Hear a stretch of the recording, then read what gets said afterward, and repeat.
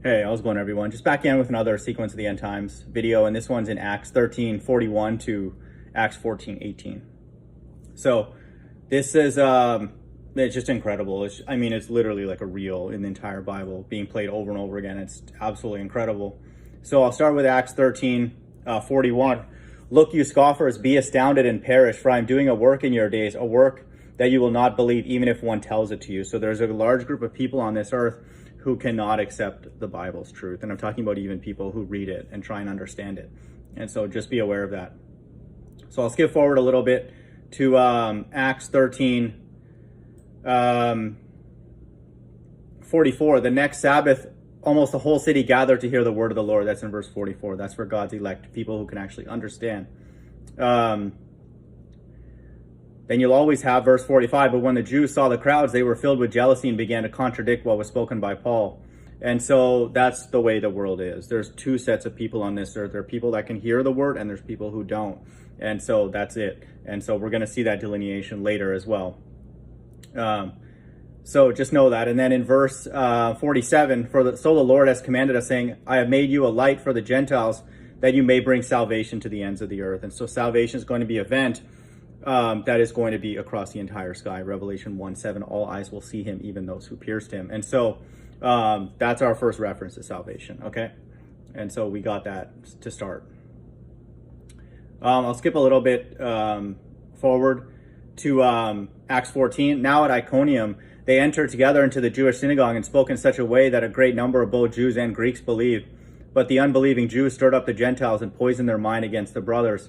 So they remained for a long time, speaking boldly for the Lord, who bore witness to the word of his grace, granting signs and wonders to be done by their hands. And so this is also going to be in the last days, where God is going to make it plainly obvious to the entire world that he exists through signs, but ultimately through plagues, and then through these UFOs preaching the gospel. Verse 14:4, this is for God's elect.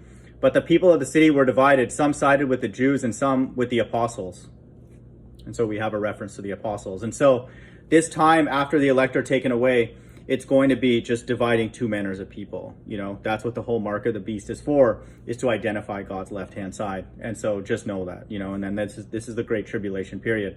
When an attempt was made by both Gentiles and Jews with their rulers to mistreat them and stone them, they learned of it and fled to Lystra and Derbe, cities of Lycaonia and the surrounding country. And there they continued to preach the gospel. So now we have a reference to preaching the gospel, which is also going to happen during this time, and that's in verse 7, 14:7.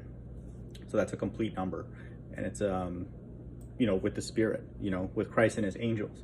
And so just know that. And so that section talks about two groups of people being delineated, and then the gospel being preached. Okay, so that's how it reflects the end times. Revelation 14:6 explains how the gospel is going to be preached in the last days. It's not going to be preached by man, because the entire earth is filled with liars. Okay, just know that. Okay, so now we're going to look for some language about God returning, Christ returning with his elect, and then we see that here. And so Revelation 14, I'll read 11. And when the crowd saw that what Paul had done, they lifted up their voices, saying in Lycaonian, the gods have come down to us in likeness of men. Okay, this is coded language for now Christ returning with his elect, and the angels. And so their job is going to be to destroy everybody with the mark of the beast. And so just know that.